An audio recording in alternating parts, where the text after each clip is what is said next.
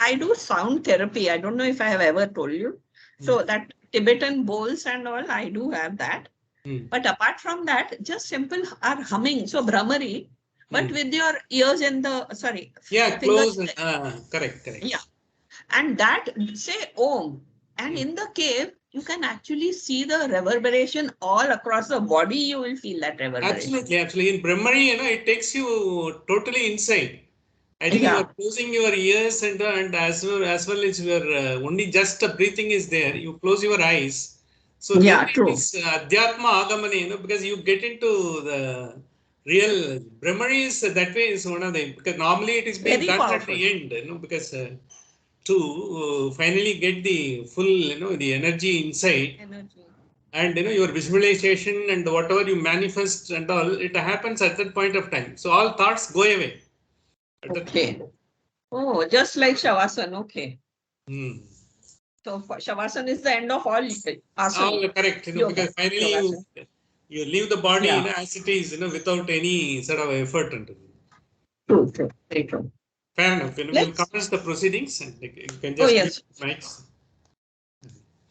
Om Shri Gurubhyo Paramagurubhyo Srimad Tirtha Bhagavat Padacharyobhyo Namo Namah Narayana Paripurna Gunarnavaya Visvodaya Stititolaya Niyadi Prataya Jnana Prataya Vibuddha Sura Saukya Dukkha Satkaranaya Vidadaya Namo Namaste Yo Vipralimba Viparita Madiprabodhan Vadanarasya Kritavan Bhuvidatvavadam Sarveswaro Haririti Pratipatakam Tam Ananda Tirthamurivam Namami पूज्याय राघवेन्द्राय सत्यधर्मरताय च भजतां कल्पवृक्षाय नमतां कामधेनुवे सहना भवतु सहनौ भुनक्तु सह वीर्यं करवावहैः तेजस्विनावधीतमस्तु मा विश्विदावहैः ॐ शान्ति शान्ति शान्तिः. And we will continue our journey in the Kathopanishad, because so far till the mantra number 9, because I am just giving a little recap, so that, whatever we are continuing will be more meaningful and we will be able to get the concepts a little more with the clarity. So far, we have gone towards the destination, whatever is the mantra 9 has simply said, Vijnana Sarati Rastu, because when we are able to have that control and you are able to have the discriminating power, Vijnanavan Sarati, in the sense who has the understanding, because you have got the intelligence, which is capable of driving you and taking, the responsibility for your journey. Once it is there, the chariot, manapragrahana in the sense, where you are able to hold your mind in balance, when your entire that control, over the horses, the where the leash is being kept, tight, you are able to have the control the over the horses. Horses will anyway, they will have to take you and it will be having a control. But what it happens is manapragrahana, when we say, basically, it is like, the when we just even a normal course, when we think about, when we just sit about and see, what we are planning to do and all, mostly a lot of running, because a film is running in your mind, because all the past, and whatever, and you are trying to do, what has happened, when you did sometime before, or what is likely to happen, which you heard from someone, or you might have read, because nowadays so many news is floating around. So if this may happen, this may happen, you have to be very careful about it. Everyone will give you advice. Because whether everyone is following that advice is a different matter. But because the information is available, it comes to you. So the information, when it comes to the information technology, the whole lot of information comes to the processor also. The processor, when it's, why, because we have got the motherboard and processor, we have got the BIOS, because the basic information input output system, BIOS is one of the part of the motherboard. What it does is it takes all the information, just takes it as it is. But when the information is processed, finally, when you get into that, you get, what is the gist of it, that is getting stored. But when you want to have the control on your mind, you will not be continuing the process again, controlling the mind and all. So what happens is, whenever you are embarking on anything and all, just don't bother about, because I just don't think of the past, in the sense, there is a way how to do it, and to not to think of the past. One of the things, as has been, we were discussing, like a brahmari, what we are doing and all. That is one of that. And then another one is, they are saying, because whenever you think, because whatever chant, some of you, maybe devoted to a particular god, or some of you maybe, some of us may be taught something to recite, whenever you are trying to think over and get, some flash, something, how to get over that, when you do that, or your own, and I think, because you just get into your own mode of getting into yourself without anything, when the water is not having any agitation, when there is no waves, when the water is crystal clear, then you will be able to see the bottom of the river or bottom of the sea. Everywhere you will be able to see, when the rays will be able to, your consciousness will be able to get through to that. As long as the agitation is there, you will not be able to get.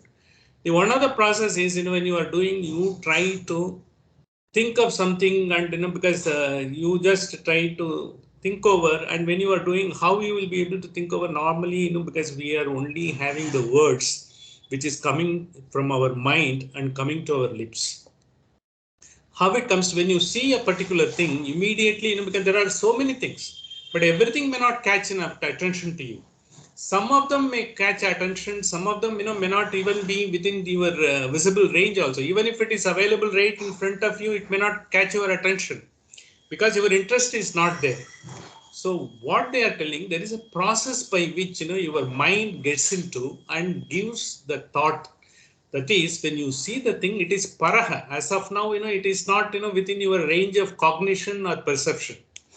So then when it comes, when pashyanti, because pashyanti is the act of seeing. When you are able to see, in the sense, because your camera, the eyes or the camera, and you got the software which propels you to see a particular thing. There may be 100 different things, in the spread out, but you will be able to see, like a buffet.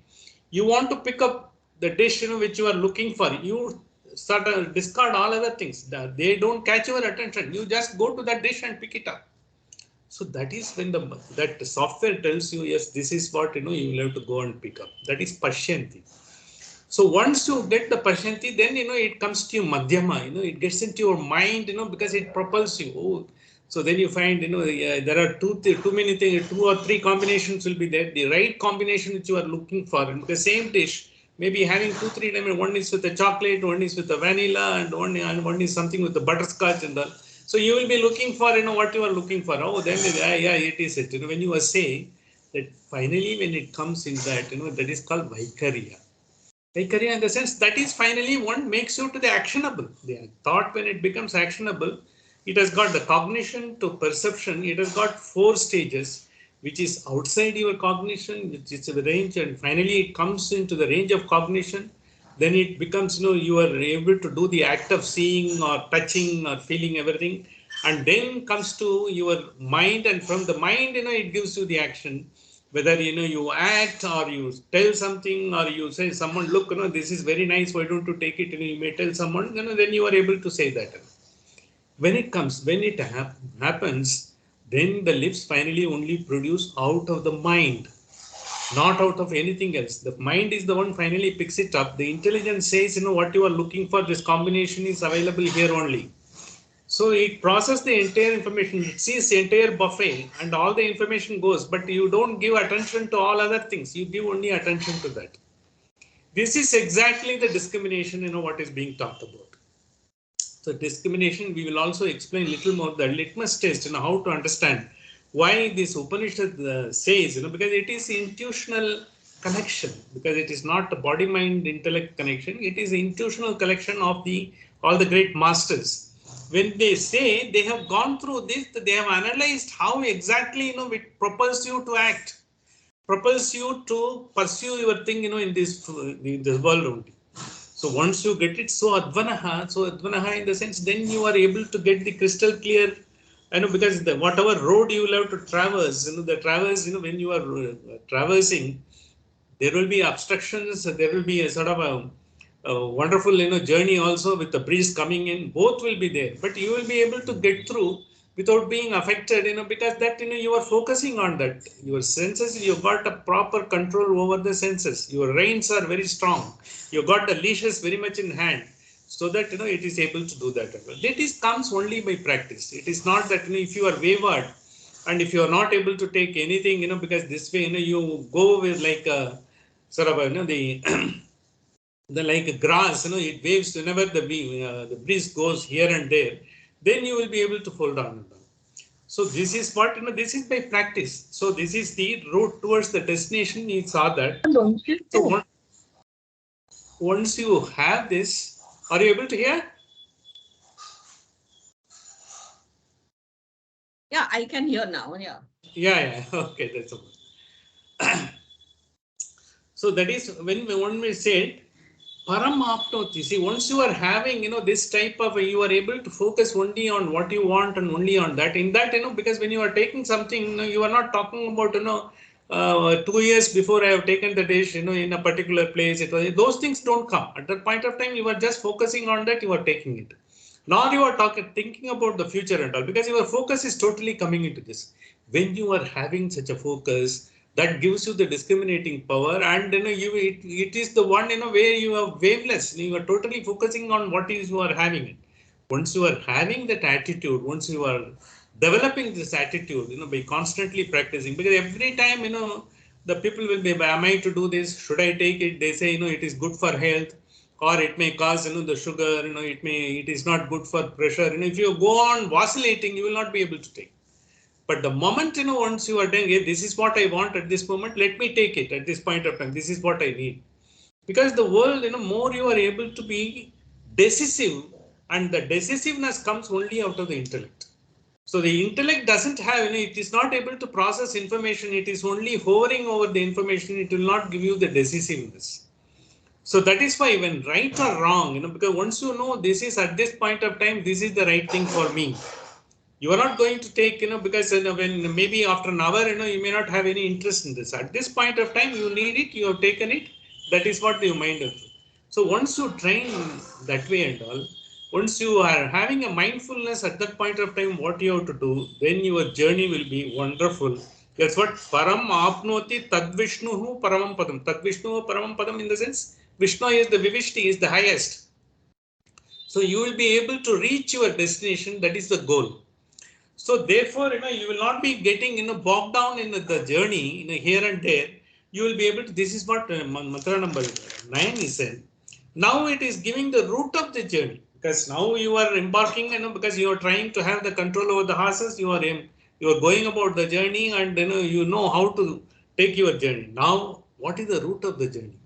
So now again, because it is a psychological analysis, it is a psychology fully, it is a psychoanalysis of the entire human mind and how it acts. This is what, this mantra and 10 and 11, they are telling us.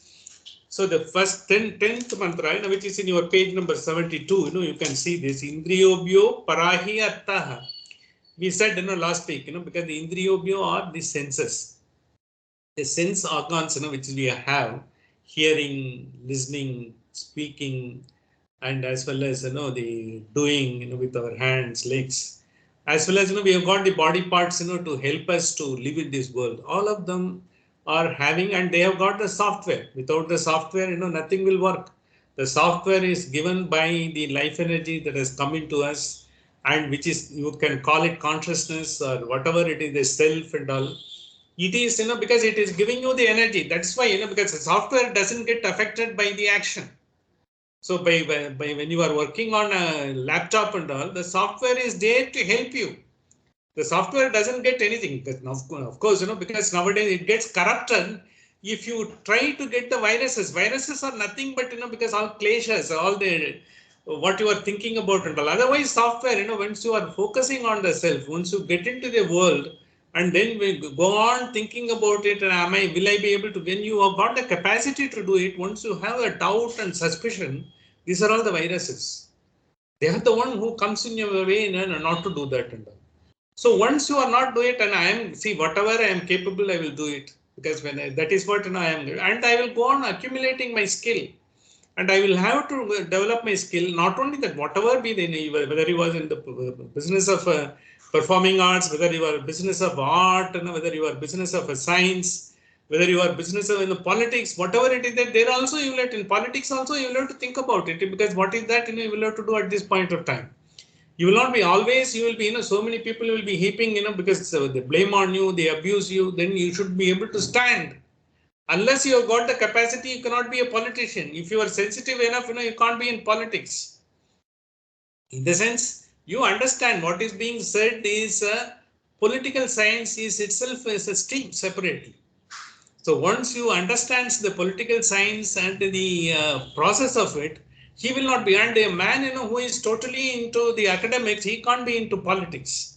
Because he knows, because he has to prove everything, he has to understand everything, everything should be validated, then only he will be able to go. Whereas the politics, you don't have to validate anything. Politics, what you should know is, you should be able to tell what you can't do, even if you don't know what you have to do. You don't know what you have to do, you will have to tell that. And then finally, you will have to explain why it could be done. That is the art of politics. Politics is only giving a perception of yourself. Whatever you are doing, whatever you are, you need not be the same, because creating a perception, like the ads which are creating in the which is being done in the all the TVs, whatever ads they are talking about, does it do, because does it, because Fair and Lovely, does it change the color for everyone and all? But it's being done, it is created. It is created impression, because it can still do that, because people are still going for that, because they think that is the final one. Without that also you can have it, because with following your normal course.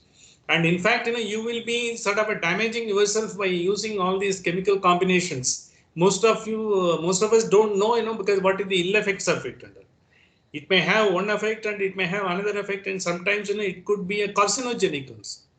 What they are using, what they are doing, because it's because in fact, there is one doctor in Kerala. He is questioning all this, because Ayurvedic medicine that is being bandied about and all. He is rightly so, because Ayurvedic medicine, you don't know what are all the ingredients. At least in allopathy, they have to, there is a FDA, because approval is there, and in India also they have got some mechanism. At least what is the ill effects, how to sort of antidote what you have and all. In Ayurvedic, you don't have. They are using all heavy chemicals and the heavy metals into that. And they all can cause, because enormous problem. And people, because by seeing the ads, they think Ayurvedic is, because all so many medicinal plants are used. Where are those medicinal plants? Where is it available? Is it available? You have got only concrete jungle everywhere. And again, these things are being imported, because it's being called medicinal, this one and all. No one goes to Himalayas to find out, where these plants are there. Even when you go to Himalayas, few years before, someone came and gave us, something called a Sanjeevani Butti. And it is neither Sanjeevani nor Butti, because it is something, that it's all make believe only. So therefore, even there also, people who know only they can go and find out. And some people really cultivate some other things, because it's not all of them are, so bad and all. Some of them really trying to do it. And we have got the home medicines. That home medicines really give effect once you follow it, because with whatever we have got, all the basic ingredients we are using in our kitchen, they themselves are medicinal, because Indian cooking is based on, because of the tropical condition, how it can take care of your food intake, how your digestion, and how it can, because basically it is the Indian point of view is you have to take the food like a medicine, not like a food like you take, the small quantity at that appointed time. And unless you are hungry, you should not take anything. But the Western, the world has come us and taught us, you should have a breakfast, you should have a lunch, you should have a dinner, and you should have, because snacks and all those things. And because it was never in our Indian tradition at all. In our tradition in South and all, maybe, people used to take a morning and that's all. They used to go for walk. And in between, they will take some water, if at all, some milk, or if it is, or some buttermilk or something like that. Otherwise, evening, they will come home and take the food. And that too, if they, and that too, they will take a very light one, because sometimes they may not, they will forgo also. And we have got, apart from that, you have got the Ekadasi, fasting, breath, and all those things have been built in, so that, your system gets, fine tuned, so that it can digest whatever comes into you. Because now it is not the without whether you are hungry or not, by 8 o'clock I will have to take the breakfast, by 12 o'clock I will have to take the lunch, and 3:34, I will have to take the snacks, and 8 o'clock I will have to take the dinner and all.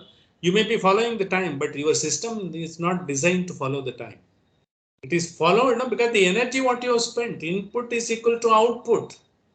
See, unless the output is there, then only, because the efficiency is the input output ratio, anything and all.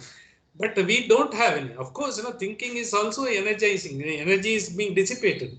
But doesn't mean, you will have to take the food and all. In fact, the empty mind and the empty stomach, you will have to keep your hunger always available to you.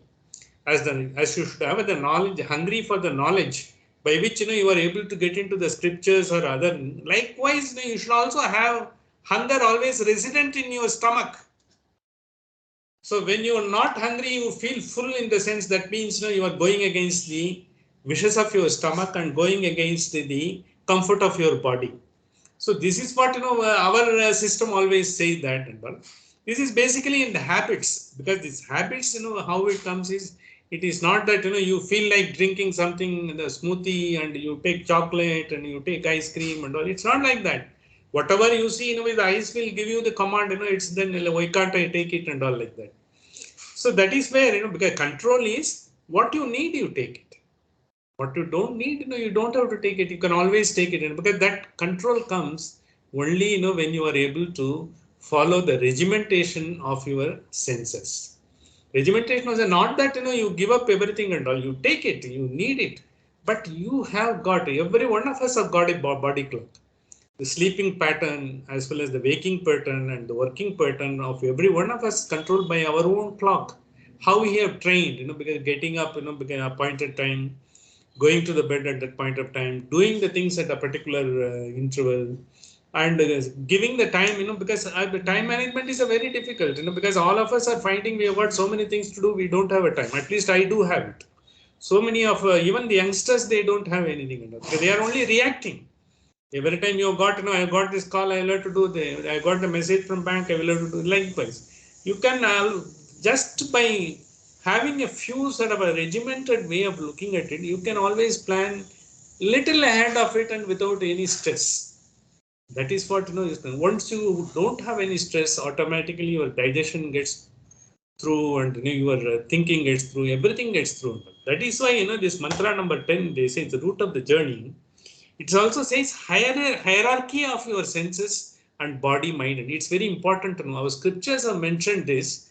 Why they have mentioned it? They have also given a connotation how our senses are being controlled by the devatas. That is, devatas are at least the one who is capable of giving the energy to that particular sensory object. Because what we are having to using and to live in this life.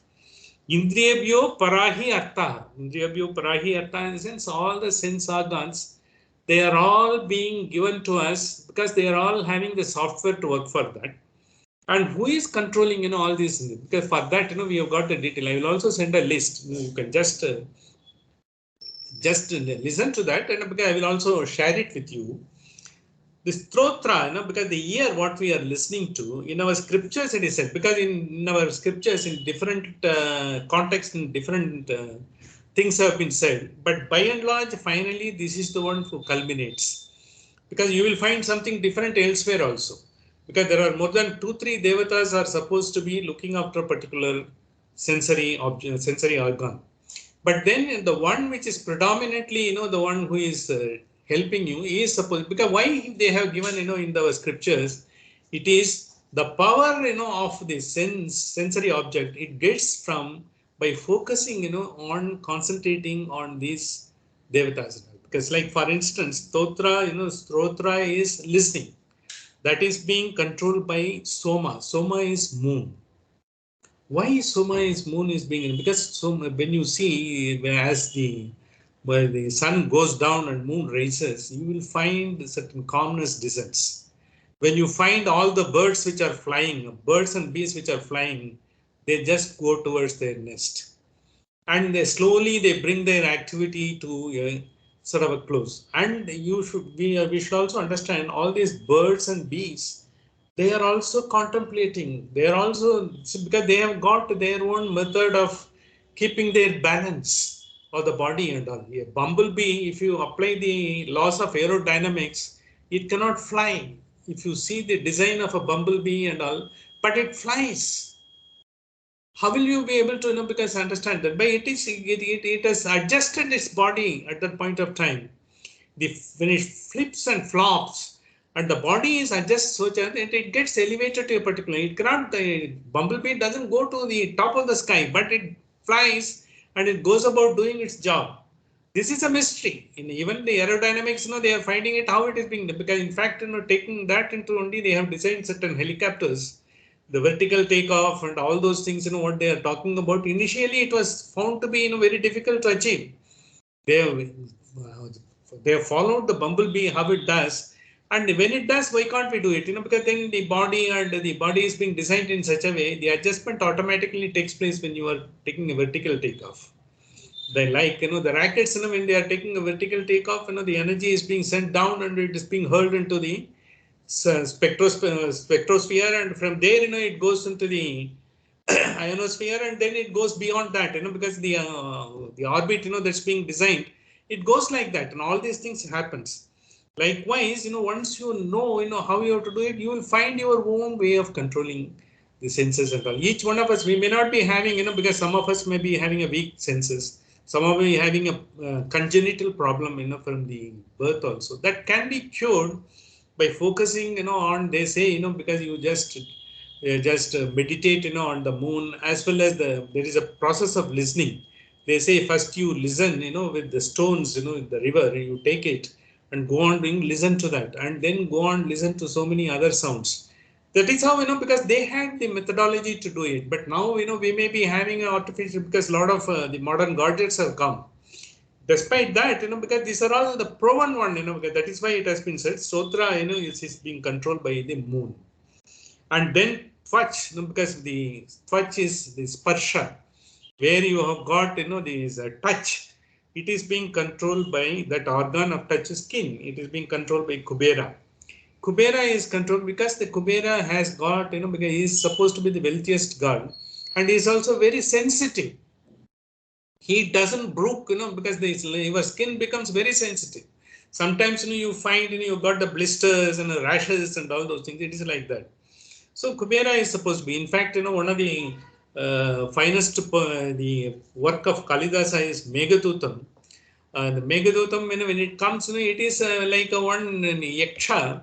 He has been sent out by Kubera because he doesn't brook, days, he doesn't do the job properly for a day. His job was to bring all the lotus flowers with the stem so that, he can do the morning puja to Shiva, because he is supposed to be living in Himalayas, Kubera. He didn't bring it, see, he sends him out.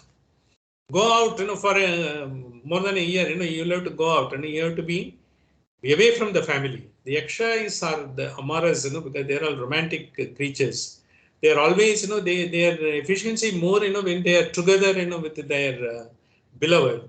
So when he goes back, he becomes some sort of a longing for the company of his mind. He couldn't do anything. He has been sent to a place called Ramagari. Ramagari is supposed to be in Maharashtra now. Of course, that's what Kalidasa, when he wrote that, he sends the clouds as a messenger to his beloved. Because that's how that entire Meghadutam comes. And Meghadutam is a classic. Once you do that, the way he has used the words and way he has brought out the human sort of thoughts and feelings, he gives a new dimension to the entire thing, poetic dimension.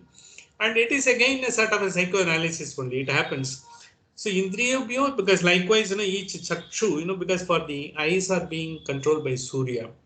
The Surya is the one who gives the right to the entire world, and because he finally gives the light. Without his light, because the light of Surya and inter alia, the light of the consciousness on the objects, you will not be able to perceive it. Your eyes will not be able to capture it. As we grow old, because our eyesight comes down, we do have, astigmatism. We do have, because we learn to sit right. We have got all the, because both the eyes have to be done sometimes. Sometimes you have to do one eye, and all those things happens. It is because of the aging. When the aging, the muscles get, and your lens also gets, its projection comes down, because, and it also works in because the food you take, you are having a diabetic, you've got a weak eye, and all those things are that chakshu.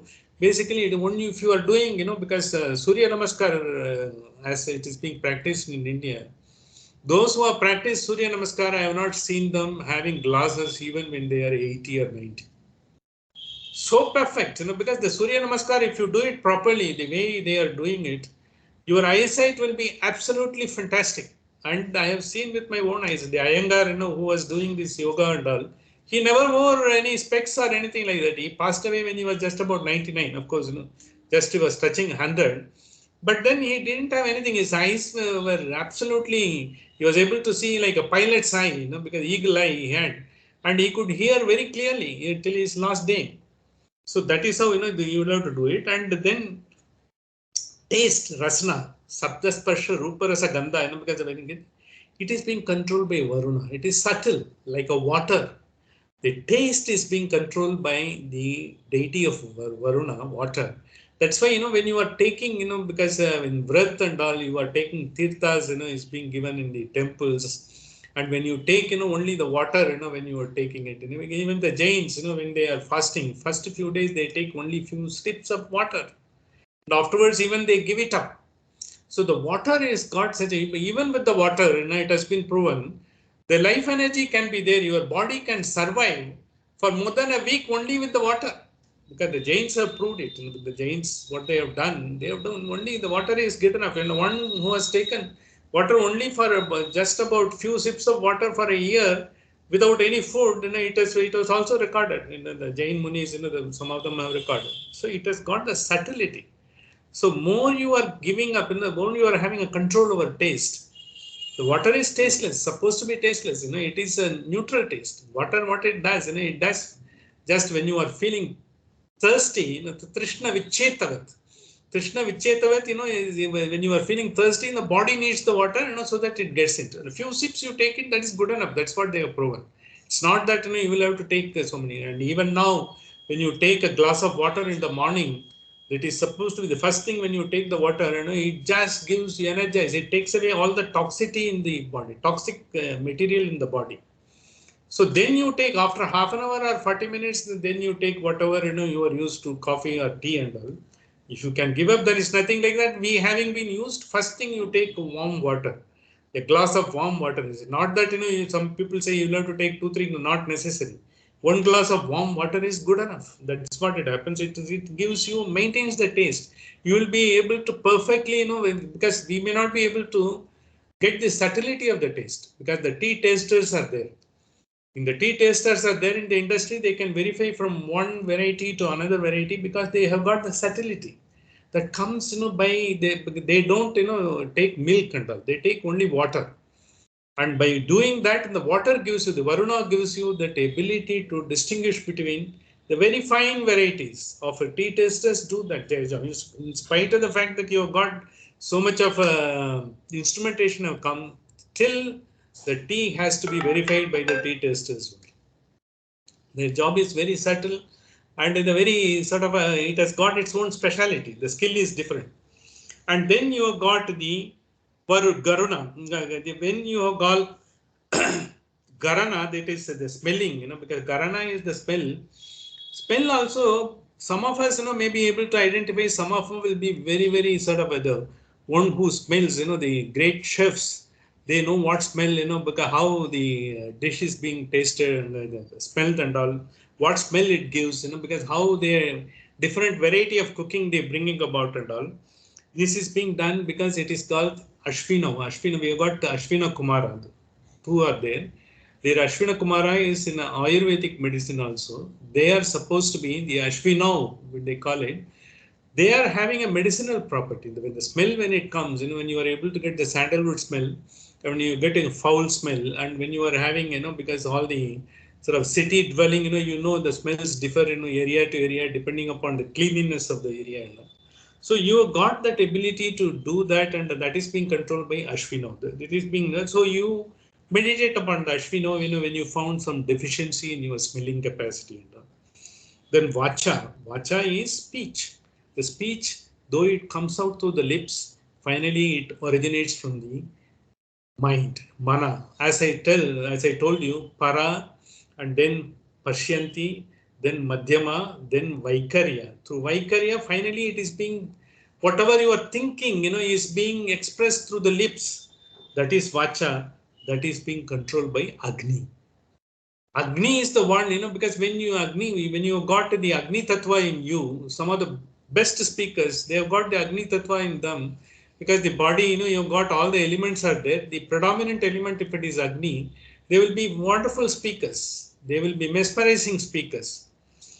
And then finally it comes to the hand, because we got, the pani is called, because when you call chakrapani, what we call it, because the pani is hands. The hands are the one which does it. It has got a sculpture, you should have a perfect hand. A painter should have a perfect hand. That is being controlled by Indra. Indra is supposed to be the king of devatas, and he has got the ability to perform everything. Even when Vishwakarma he does it, he is praying to Indra and gets that, because particular ability. And the pada, pada is the feet, that carries you everywhere, wherever you want to go. And it is being done by a Jayanta. Jayanta is the son of Indra. He is supposed to be a very perfect, wherever he goes. He can carry himself, he is like a marathon runner, He takes it perfectly without me. He maintains the stability, doesn't allow you to wobble, takes you.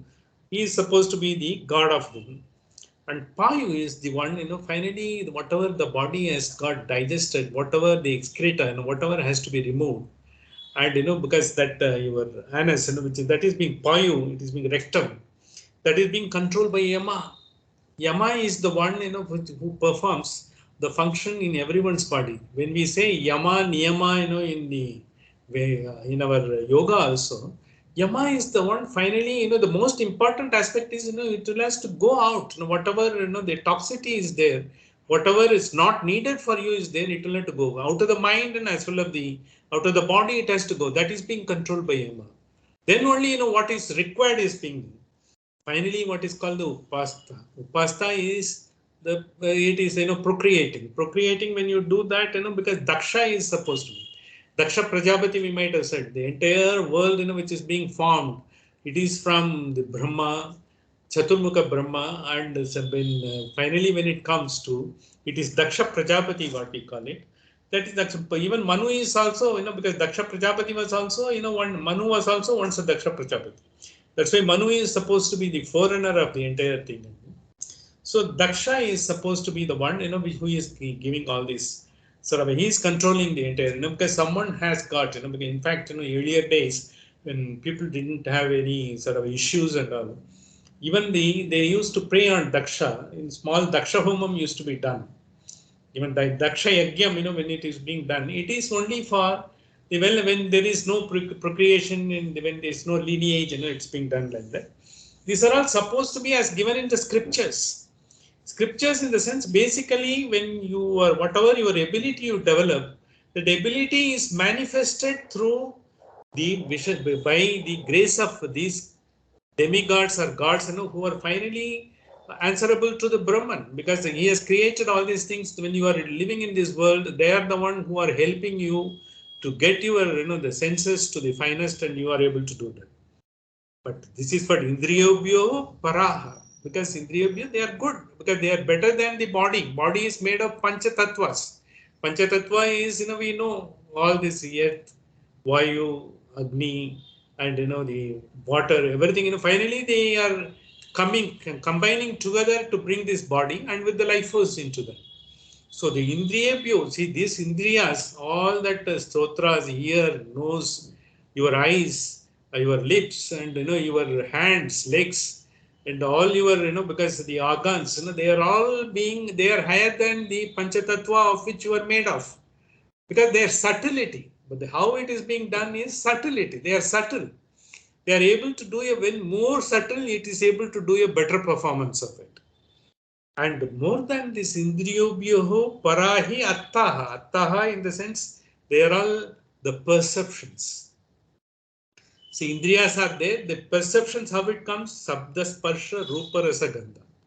The perception of sound, the perception of a touch, So you got the skin. Unless you have the perception, tanmatras, you will not be able to have the feel of it. If it is frigid, you will not be able to, even someone touches, you may not be able to do that.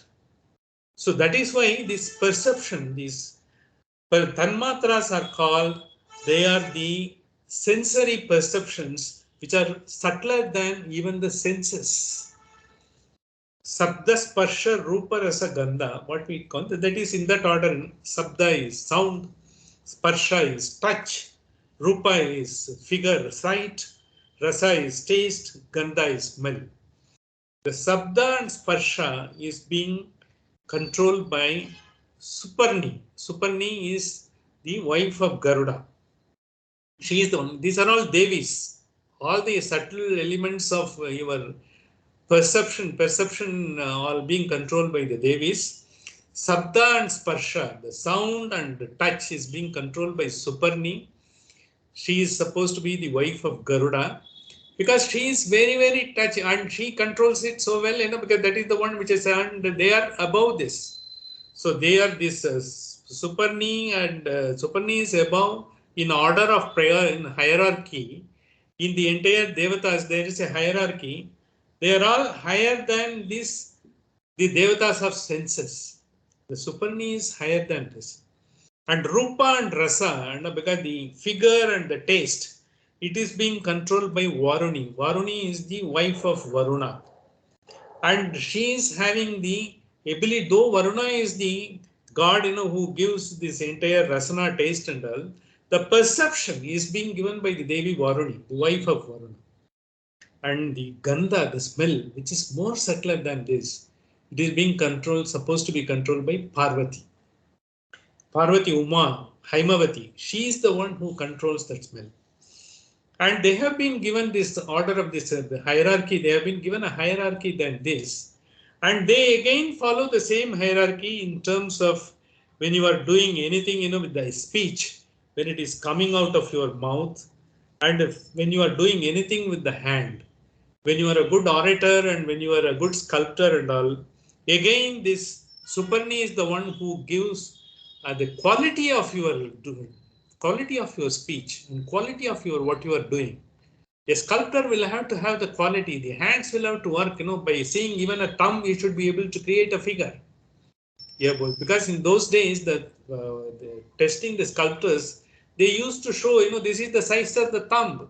From the thumb, he should be able to manifest the figure, and in his mind, finally he has to bring it. And that is again done by the Suparni for both, the speech as well as the hand when it is being done. The perception and skill, the quality of the skill is being given that. And the Pada and the one which takes you everywhere, the swiftness with which your feet walks, and the swiftness with which your excreta is being taken out. This is being controlled by Varuni again. That skill, the internal quality, the software quality is being controlled by Varuni. They are the one who are controller of the software. And then Upastha, finally the progeny, because it is coming out of that, that is being again controlled by the Parvati. Though Daksha is the looking after the entire organ and gives the entire strength and robustness to that, the quality, the software, it is being given by Parvati. So these are all generally taken in our scriptures as they are the one who was looking after and all. Basically what you do, you just pray to them and you just focus your attention onto them so that they gives you the ability to develop the skill. So that's why, you will find the sculptors and all, they will be having, this type of images, they will be praying and all. Even the equipments that they are doing, the chisel and all, because they are all giving it, they pray it, on that, when you have, this Navaratras, one of the days, in South is assigned, for Ayudha Puja. Ayudha Puja in the sense you do the puja for Ayudha. And then you have got a Vishwakarma Puja, which is coming every year on 17th of September, invariably. Sometimes it gets... and when you are doing the puja, you are invoking the skills. Because you may be a good sculptor, but you are still invoking. Because there is no end to it. You can always go on improvising yourself. A Picasso doesn't happen in one generation. There is a Picasso. For a few generations, 1 century was there. But you have not created another Picasso. But I think to appreciate Picasso also, we have all these abilities. I may not be able to appreciate Picasso because I don't have the tanmatras to appreciate. That I think the wherewithal to appreciate. I don't have the knowledge to appreciate. They all come like that. So this has been kept in our scriptures so that the subtlety. So when because it's being that's why Shankaracharya in his Bhashya he says this why because one is superior than other because Indrebhyo Paraha Artaha, but in the sense it is little superior. Superior in the sense subtle. The subtle and vastness and the pervasiveness what they create, they are the one which controls their hierarchy in this. And once you have got this perception and all, and tanmatras, what is this hierarchy? Arthebhyo paraha mana. Mana in the sense, finally, whatever you have got, all this sensory perception and the sense objects, which you are able to work on them. The mana is being in the mind is being controlled by, in our scriptures, by three devatas. Rudra, Shiva is supposed to be the prime one who is controlling. And Garuda and Sesha. Garuda and Sesha is nothing but Seshna. They are supposed to be because you should not be wobbling always. You should not be always getting into it.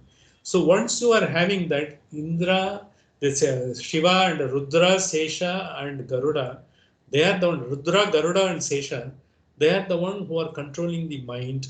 And when you are having sort of a stable mind without vacillation and wobbling, that means they are well established in you.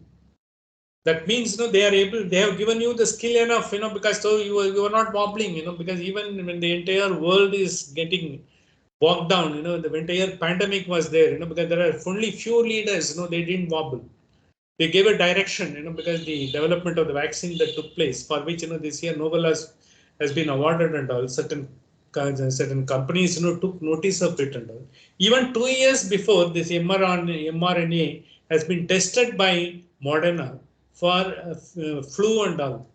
Even though the others have not betted on this, they have betted on this. They have done and all because that is how because this development has taken place. Otherwise, it was said because it is not possible at all. So for instance, if you see the entire history of how the RNA has been ribonucleic acid and all, it was developed in way back in '68. One of the Indian scientists also got the Nobel Prize for that. The Harigobind Khurana in Wisconsin University. They created the RNA out of the enzymes, human enzymes. That's how they could identify there is an RNA. And when the RNA could be used, because whenever you have to fight, the earlier the method of this is only for the purpose of our understanding, as I have understood, because they used to do all the viruses, how we were having the vaccines, deactivate the viruses, and finally they inject the deactivated virus into us, then we develop the immunity. That was the earlier process. But then you need a whole lot of a deactivated virus in the full quantity. The virus has to be available and it has to be deactivated. You will have to create the vaccine. But then this what they got the Nobel Prize for this year, they were trying to find out if one of the proteins which is being activating because the virus, if it could be given because if that protein could be induced into the human T cells. The T cells are there, in our bone joints, wherever it is there, because the cancer happens, because it produces too many T cells. It happened in my own brother's case, who succumbed to that. Because it happened like that, because the T cells produce, because they have to fight any foreign object coming into your body. In that process, what happens when it produces so much, even they fight against even the good cells also. In that process, they don't allow the good cell to survive, so that you become susceptible to infection and all. So therefore, these people who did the Nobel laureate, this present Nobel laureate, so what they did was they tried to sort of identify that protein, which activates the virus, so that it can activate and work against the virus instead of deactivating the whole virus and injecting into this body. This protein alone will be able to do that, because what happens in the virus comes, even the COVID-19, it is not a cell as it is. It is a virus, but when it clings onto your body, it uses your own protein and create a cell in your body and proliferate in your body, and that's how it creates the entire COVID-19 infection into the mind. And because then in the process, what happens? It takes over. It takes over the function of fighting against the cell.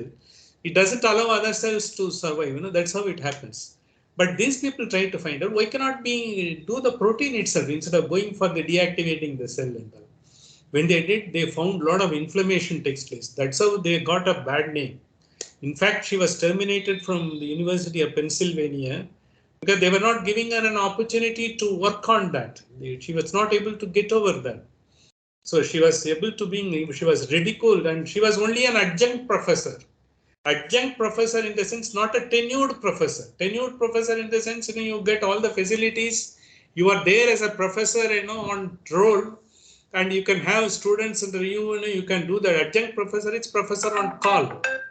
When there is a requirement, you will be called. There are so many people in the industry, they are also adjunct professors. The university calls them, when they are needed, because when they've got a particular expertise, and you've got a 48 hours semester and all, because only 5 hours, you need for this, and they are being called. On call, they come there and they go back. They don't have any sort of a continuous. And she was an adjunct professor for a very long time, and she was terminated also. So when they try to find out, then they worked on that. They try to identify which type of protein, which doesn't cause the inflammation, isolate. They worked on that. In that, when she was able to work out, there was one more tenured professor, Weissman. And then he was also working with them. But, because somehow, when both of them used to fight, it seems, in the initial days. I'll just send you the video which comes about. Because in those days, you didn't have so much of a Google and the information available and all. 89, they started working together. She's at the age of 68, she got the Nobel Prize, but she came from Hungary and she started, working on these projects, and she got after RNA has been discovered in 68 by Hargobind Khurana and team. And they were on they were all being relegated to the background, because people were not working on that. They said, yes, there is RNA in the structure of the cell, DNA, and it has to be, let us see, how it undergoes a change. But they went about, working on the RNA only in the late, the 21st century, and then when they started 2005 and all. So that protein, if it could be done, why not it? And finally, 2008 or 9, they got it. 2015, it was tested, by Moderna. One of them they took, and finally they tested, and but it was not very well not known to the world at all. It was being done, because they want to prove their entire point, because whether it could be done and all without inflammation. Finally, they could identify and succeed in 2015. When it finally happened, yes, this is a method by which you can very, very fast. You don't have to deactivate so many cells and inject, by using the protein, which without any inflammation, and if it could be given and that is being infused, and that protein gets into and acts against the virus. And it deactivates the virus. That is how, they did it. Instead of waiting for the deactivated virus to be injected, that's what, in simple, because the language, it has happened like that. And she undergone the entire personal, the problem all through. And finally, she got, because into one of the biotech company of Germany, she got, she was commuting between US and Germany. And she was also adjunct professor whenever she was called. And of course, she was, all the benefits were taken out, and she couldn't get any grant. And they used to work for, because in the US, to be a successful researcher, you will have to get the grant. Because my own brother had that experience, because he was working on titanium he's from Illinois. He was there, he went to Los Angeles, because working for his boss was very influential in capital, Washington, and they could get the grants and all. That's how, they could do the processing. But whatever project you finally do, it will go under his name only, because he will not be able to get any credit of it. It is there, of course. It's the entire academic, this sort of this type of, the paradox is there everywhere, not only in India, everywhere. And there also, because when these two people, Weissman and this lady, they were fighting. In those days, only a photocopying machine was the one, where you could get the articles you desired, or the papers, which you want to know. And the time was very limited. You have to be in the queue, get the photocopy of the one which you want. They were fighting, it seems. So in that fight, they became out of interest. Why are you, so much, after me? I want to take, what is my interest. That's how, finally they took some interest in discussing, what is the areas of interest. And she was working on the RNA, and the other gentleman was working on the immunology. That is how, they developed a mutual interest. They were sharing the information, and that's how they combined together and finally produced this mRNA vaccine. It is a very interesting story, and of course, 89 to, and she has not got the green card yet. See, this is the story. Funny, they say, and she was found to be, that she has been terminated, and she's not the one who will make America great again. So therefore, she was left out of the stream, and today also she doesn't have the green card. Maybe, after this, whether they are giving out of sort of the compassion or out of she has achieved. Any achiever is being taken, on board. She might be taken. As of now, she is out of shame, probably. The system works everywhere. I just want to tell, it's not only we have the system, we have the system. We have only imbibed from them. Still, the system works like that. So my brother finally, he had to come back, because he came back after, luckily, he was with IIT Bombay. During his last days, he could do the. He was again, he was a research scholar and doing the academics and all those things he was doing. Likewise, the system doesn't, it is like it always forces you to go out, because you have to fight against the system. And whereas if you are in the R&D or the industry or the academics, only the degree of the variation is there. The academics, it may be cutthroat, and if they know, you are likely to be, overshadow someone and all, because your grants will be restricted, and the people only who are having, the influence, they will be able to get. All these things are there. But despite that, all the great products like Google also has come out of one such grants only. The Google founders, they were also working when they were in Stanford and out of one of the grants. So that system enables you to do that, but there are so many middle things, which comes in the way, it may not allow you to do that. Even for that AI also, a lot of things have come out of the grants which has been done only. Those who could influence, have the influence enough, they were able to get the grants. It is happening. So that's why, because it is when it comes in our context, when it comes, it is when you are telling manaha, in the sense, the mind of the person. If a good mind, because the person who is enabling, a lot of people to come up, he will create a lot of people, because the mind is always, it is restricting you to opening up yourself and giving up a lot of it. Under some of the research, like, the Oppenheimer, he produced so many Nobel laureates under him. So he took the blame on him. He was also being questioned, for his loyalty to US. Even after having achieved that the project, because that Manhattan project, and even after successful, he was being suspected. So that is the irony of the entire thing, because it doesn't leave you anywhere and all. But then, in spite of it, at his own cost, and he did everything and all. And finally, before his death, he got reprieve from the entire thing and all. But he has undergone whatever has to be undergone and all. That is the life, and it shows, how your mind, gets into the dimension. The people at the higher dimension, they produce lot of people, who can flourish under them. It is basically, that's why it's called, it's more subtle in the sense, more subtler, you will be able to. Why, despite all these things, because China is very advanced technologically, much more advanced than India, but they are not able to produce the basic science research or the basic science scholars and all, because they are only depending upon, because where to get it and how to spirit it out and all. Of course, they have also got the established, the highest form of a research organization. They are also collaborating with a lot of American universities and all. It's there. Despite that, because their attitude was like that, because their mana was not. Whereas some Indians who have gone from here, they have produced a lot of scholars. Like Subramaniam Chandrasekhar, he had to travel for 90 miles every day, every week, to teach, to students. Astronomy was not a very astrophysics was not a very popular subject. Only 2 students were there. So he drove from Chicago every week, because he was happy. At least there are two students, he drove down every week 90 miles up and 90 miles down. Used to say 2-3 days and come back. Both these students got the Nobel Prize. Of course, he got the Nobel Prize thereafter only.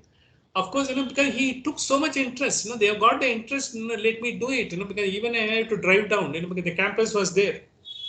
Because even in US, it's not all the things are there, not in the same campus. And you will have to drive down. Those who are working in US, you may be knowing, twice in a week they will have to drive down for hundreds of kilometers. Twice, they may be having to go to this campus, that campus. It's an arduous task. So for that, you should be prepared. That mana, because you should have that mind to do that. That is why it is more subtle. So in the recent, we have seen, the practical example how it does. Even the politically also, we find someone, who's more kind and compassionate. He creates an atmosphere, because the industries come, the people flourish, even the jobs, get generated, and all. Those who want to restrict, because he wants to have his own coterie, he wants to do it. It happens like that. We are seeing the results ourselves, and we are able to judge, by ourselves, because how this is good. And in India, we only go by the person, not by the what he does. Because we like a person, we make him into a god. Once we don't like him, we make it into a devil in no time. It happens, and these are all the things that come. So manasastu para buddhi, because even beyond the mind is the intellect. Intellect is able to give you the discriminating ability. And using the intellect, you should be able to transcend.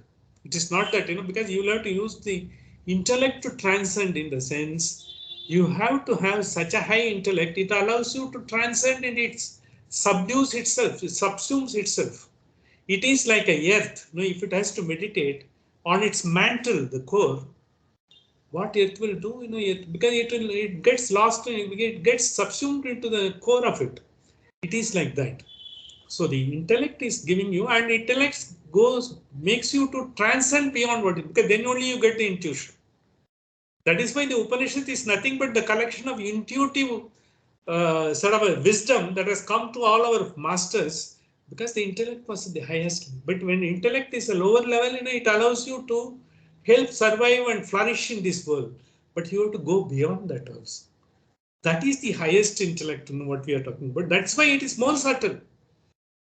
And like a pole vault, you have to use it as a pole and vault over, the entire worldly things and the worldly beings and what you have come. Then you get, subsumed. You get sublimated into that. You are not available to yourself, because that is how, when that wisdom comes, it is not contaminated by any of your personal likes, dislikes, or nor any of your personal conditionalities. Buddhir Atma Mahan Para, even beyond intellect. Because when you have to transcend Buddhir Atman Mahan Paraha, in the sense that is what we call it, the Hiranya Garbha, what we call, the golden egg, from where, every one of us come. Even Brahma, Chaturmukha Brahma is considered to be that. That Mahat Tattva. We are all the individual. We have become Vyaktitva, because our consciousness is confined to ourselves. That cosmic consciousness is beyond. It is some total of everyone's consciousness. The sum total of everyone's consciousness is the seed from which our own consciousness has come. It is like a paradox. This paradox is to be understood more, because that is why the future two mantras are going to elaborate. And this is basically the subtlety and the vastness and pervasiveness, how it goes from one level to another level, from the sense objects, the sense perception, and the sense perception goes to the mind. From the mind, it goes to the highest buddhi, the intellect. From the buddhi, it goes to the paraha, the cosmic consciousness, or Brahma, Hiranya Garbha, what we call Ishvara. And why it goes to all these things? And we ourselves are experiencing all the three things every day. When you are in the waking stage, you are into all your sense objects, because you are able to get the perceptions control, your activity and all. And, your mind, because takes whatever activity that suits you at that point of time. When you are going to the dream, not fully into sleep, when you are going to dream, all your past, which you have not seen today, which you had seen several years before, even the earlier birth, they comes into your dream. It gives you a new thought. Why can't you do this? Because somehow some of the people, embark upon something which is not seen by anyone because it comes in their dream. The dream, when it comes only with the wishy-washy things and all, they are all the ones, out of your own unfulfilled thoughts, they only come. But intellect is the highest level, when your mind is the highest level, when you are giving, that is a very subtle stage. Your dream is a subtle stage. Subtler than your waking stage is a dream. Subtler than that is your deep sleep. In the deep sleep, you are not aware of yourself. You are not so and so. You are not, the son of so and so, daughter of so and so. You are not the father of so and so, or the mother of so and so. You are not the friend of so and so. You are not a physicist, or you are not a politician. You are not the professional, or everything goes off. In the deep sleep, you are into the total in the lap of the Ishvara. Because the Ishvara grace, that is more subtler. You are not aware of it. You are only aware when you get up. That is when you get up. I had a deep sleep. I don't know anything what happened and all. I had a wonderful sleep. Because that the concept of time comes only when you get up. So that is why, because we will see in the mantra, arise and awake comes, not awake and arise. Why it comes, we will see, how it, that why, the subtlety of how the great masters have told us, we will see that. With this, the concept what we are saying is, it's always more subtler you go about it, like Brahmari what we talked about. When you talk about Brahmari, you go into the subtle level. When you see the subtle level, you are just into, you are closing your eyes, you are closing your ears and just Om in the mind. That reverberate, it has to come from your nabi. Brahmani, you have to recite Om. From the mind, when you are replying, it is coming from your nabi, goes up, comes to the Sahasrara. When it goes to you slowly get into that is your Adhyatma. The beginning of Adhyatma, the seed of Adhyatma. From there it begins. It is basically for us to flourish into a tree and find out our own Swarupa Jnana. Our own, because we don't know ourselves, what we are capable of, what is our power, what is the energy within us. And because to go to that, to find out yourself, discover yourself. Discovery is what is there already, you are trying to discover. That's why it is discovery. The rediscovering ourselves through the Adhyatma, that is what this mantra has given us. I will try to conclude today with this. And we will go to the next, because when we will be resuming after 2 weeks of our Himalayan trip, we will be doing that. We will have a small meditation, very small meditation. With this, we will try to close the session today. Sahana vavatu, sahanau bhunaktu, sahaviryam karavavahi, tejasvinavati ma vishvidavahi. Om Shanti Shanti Shanti. We will go to the meditation immediately, a small meditation.